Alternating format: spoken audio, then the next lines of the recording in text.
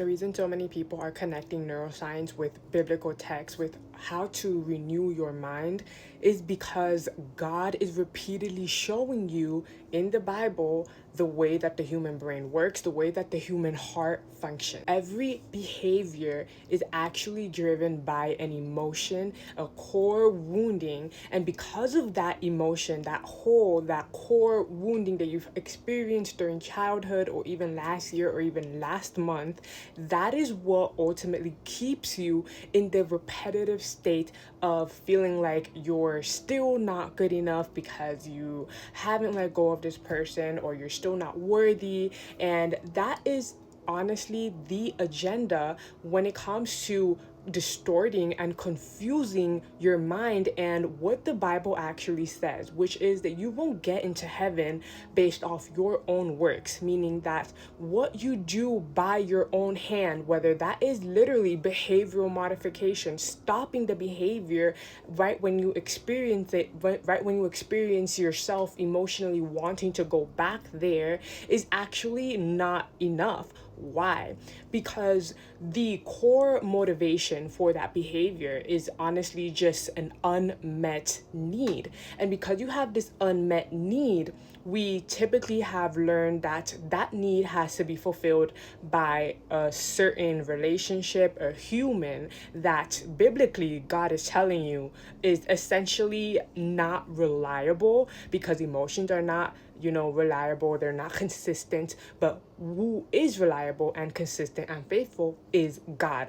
And the more that you meditate on it, and I don't mean meditating like I mean literally coming to terms and realization and continuously going back to that realization, like, wait, God is consistent, wait, God is consistent, wait, God is never gonna abandon me, wait, God is never gonna abandon me, wait, God is never gonna abandon me. So whenever I'm thinking about my boyfriend is gonna leave me, my mom is gonna leave me, this is gonna happen, I come back to that text and I repeatedly come back to it, to the point where it literally becomes ingrained in my nervous system, because now I practice what never being abandoned actually feels like. The emotion becomes imprinted in my nervous system. And then because that imprints in my nervous system, I now feel a sense of safety, which contradicts what New Age spirituality is teaching you, right? They would tell you you should imagine a father or a mother who is consistent, loving, and faithful, and all these things that you wish you had. But then again, that would be your own imagination, right? That's why I previously said in my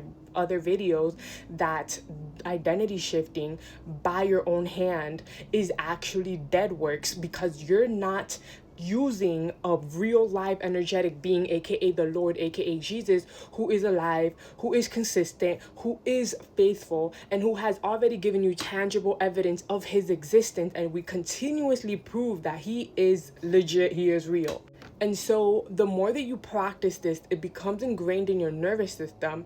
And because it becomes ingrained in your nervous system, you are then able to move beyond this feeling and desire where you feel like you have to do this exact behavior or perform or people please or shrink or be angry or whatever the behavior is, in order for you to fulfill this hole in your heart, or in order for you to feel safe again, or in order for you to never be abandoned again, or in order for you to feel like you will always have this person next to you. Like, whatever this behavior is, there is a whole bunch of beliefs playing in the background, whether you're consciously aware of it or not.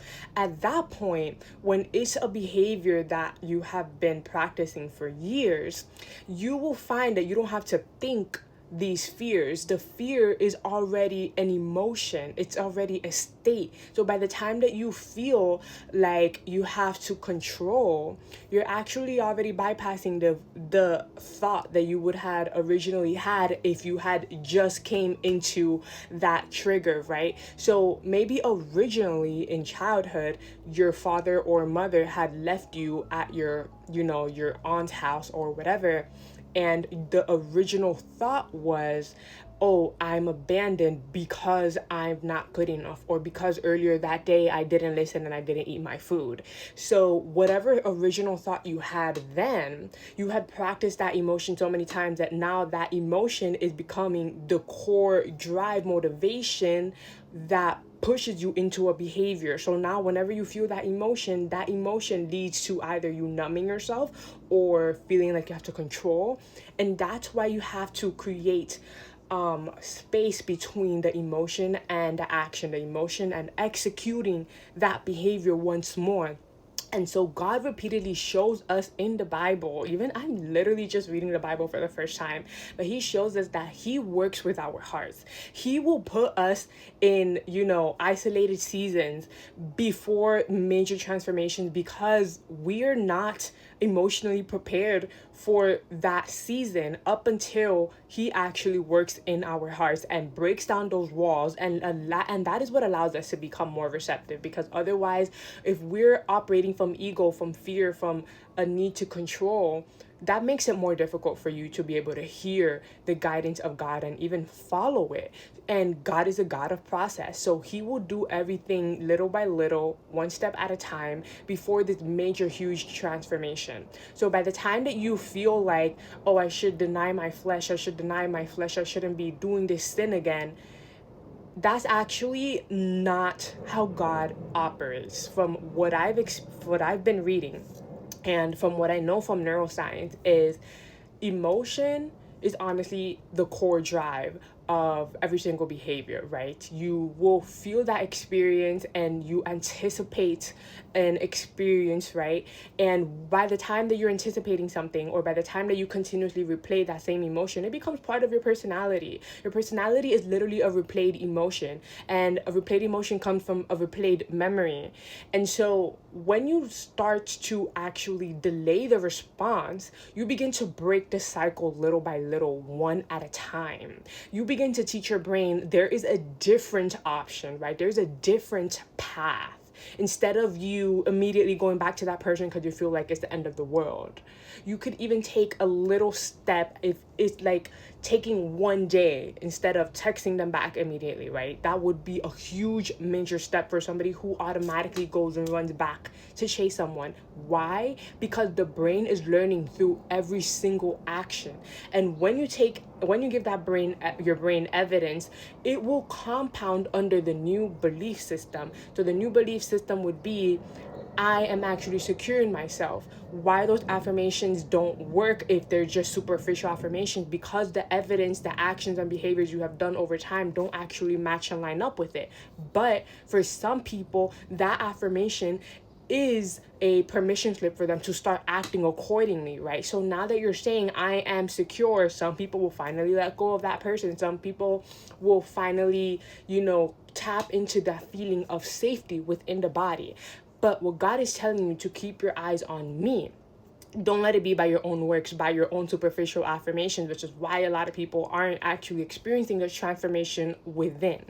So like in my previous videos, I've mentioned behavioral modification doesn't lead to long-term change. Behavioral modification, what that is you continuously stopping that sin and that action, right? What behavioral modification does is, if it's a recent sinful behavior, or behavior that you just don't like, or something you don't really want to claim about your identity, about yourself, because you have complete control over that, by the way, because what you do, what you believe, is honestly what becomes part of your personality, is what you accept about yourself, right? So you have the ability to change superficial, not so deeply rooted behaviors, right, that you may have recently acquired and you feel like is not that deep. Or if anything, you could always try it out. But if it's something that it hasn't been working out for you and you feel like you've been struggling to let go of this behavior, then that calls for intimacy with God. That calls for knowing God, seeking God, seeing God in every single area of your life, in every single molecule of existence, seeking him so that you know that you are actually never alone. You are giving your brain evidence of that. And stopping the behavior now is actually so that you could prevent yourself from opening another deeply rooted wound. One that you can't do and undo immediately, and you would have to automatically spend years or very much more longer time in deep reflection with God, all at the risk of it straying you away from your faith. So yes, behavioral modification is part of the Bible, but also is seeking God so that he can work in your heart first.